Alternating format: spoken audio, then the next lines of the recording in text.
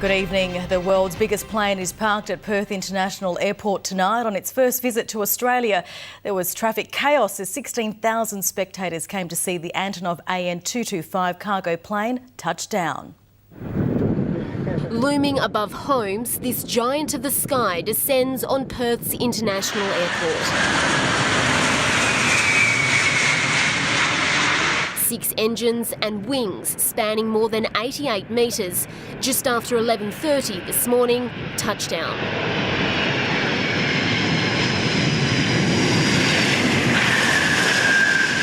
Delayed by 2 hours in Kuala Lumpur, this is the first time the Antonov has landed in Australia. Alpha Delta Bravo 3610, welcome to Perth. The 28-year-old cargo carrier was welcomed by a water salute, drenched after its 6-day trip from the Ukraine. Massive.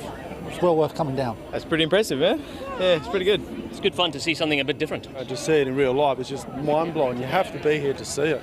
But we gave it the biggest welcome. More than 15,000 lining the fences, cramming into viewing decks. The Australian media also in position to see the Antonov land safely.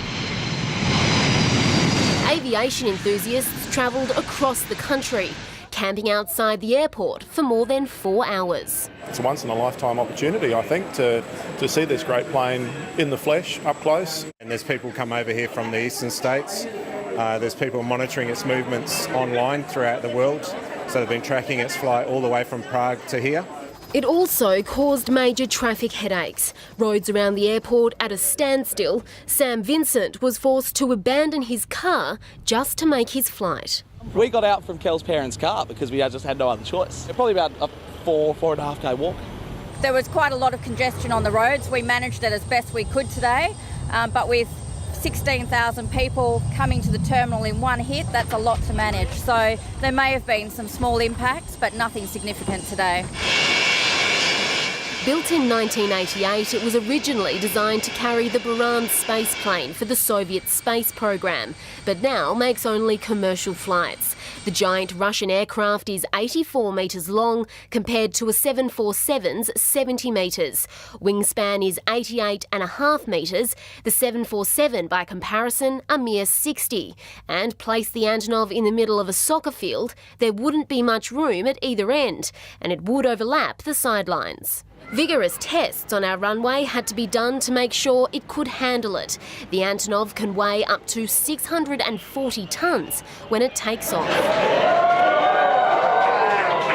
We've put a lot of planning in place and it's been a success. So hopefully everybody enjoyed the experience. It'll take up to 12 hours to unload the Antonov. Inside is the 117-tonne generator bound for a southwest refinery. The equipment was picked up in Prague on Tuesday and will be loaded from here onto trucks and taken to the mining site. Well, we don't know if it'll ever come back again because of it being one-of-a-kind aircraft, and it only gets used when there's a really outsized load or something that's very, very heavy. It was really, really exciting. It was probably about the best thing and most awesome thing I've ever seen. And Ellie Cormack, as we saw there, a huge turnout at the airport this morning. More than 15,000 people turned up for a glimpse at the King of the Sky. Tracy, the main viewing deck was closed before 7:30 this morning. It was full and the roads around the airport were gridlocked as thousands from right across Australia turned out to see the world's biggest plane. Perth Airport, a car park. Tonkin Highway, Great Eastern Highway, bumper to bumper for kilometres. All we're trying to do is get home. We've come to a complete standstill back there. At least half an hour to an hour. Police had to be called in as drivers parked in emergency lanes, eager to secure their spot to see the Antonov, leaving regular travellers caught up in the chaos. It's literally our honeymoon today. So we're meant to be going to Bali, but this bloody traffic. The worst problem is the cars that are actually parked in one lane. They're taking up an entire lane back there. I've got to get there. I need to catch the plane. Very stressed because I'm rushing out for the flight, yeah. It was horrendous, yes. Usually it takes us 10 minutes from where we live to come in, but it was just on an hour. By 7 a.m, the viewing area on Dunreath Drive was packed. Free parking near Terminal 1 filled fast. This viewing area on Airport Drive became a festival of flight. Food trucks, portable toilets, security guards, as thousands jostled for the perfect view. So how excited are you to see this plane? I'm really excited. Yeah, it's massive. We are here morning 7 o'clock and we are waiting to see the plane, and we are very eager to see that as well. Yeah, I can't wait to see it. And just before midday, eyes across Perth turned skywards. Whoa! The monster plane appeared over the Perth hills, a perfect landing, a cloud of smoke. The crowd breaking into applause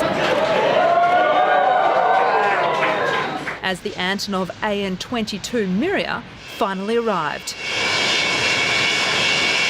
It began on Thursday in Prague before a refuelling stop in Turkmenistan to prepare for the 3,500 kilometre flight to India. From there it flew to Kuala Lumpur, arriving at 8 o'clock last night. Air traffic control delays this morning delayed the flight to Perth, the longest leg, more than 4,000 kilometres. Among the spectators, members of Perth's Ukrainian community cheering on a giant built in their homeland. The pilot just as proud. I love planes. Yeah, it was very exciting seeing it land. Well, it was a problem to me to come to airport because it was absolutely jammed by people who want to see this. I was so excited, there's big interest. So I'm really proud that it landed in Perth. Despite the congestion, police and main roads say spectators and most drivers were well behaved, with no major incidents to report. Eliza Fussell, 9 News. Ellie, there's still time for people to have a look at the Antonov. When will it leave Perth? Tracy, the Antonov is scheduled to depart at 5:30 Tuesday morning, but ground staff will begin preparing the aircraft well before that. It takes 4 hours to refuel. Now, Perth Airport expect even more people to turn out between now and Tuesday to catch one last glimpse. Tracy. All right, Ellie Cormack, thank you.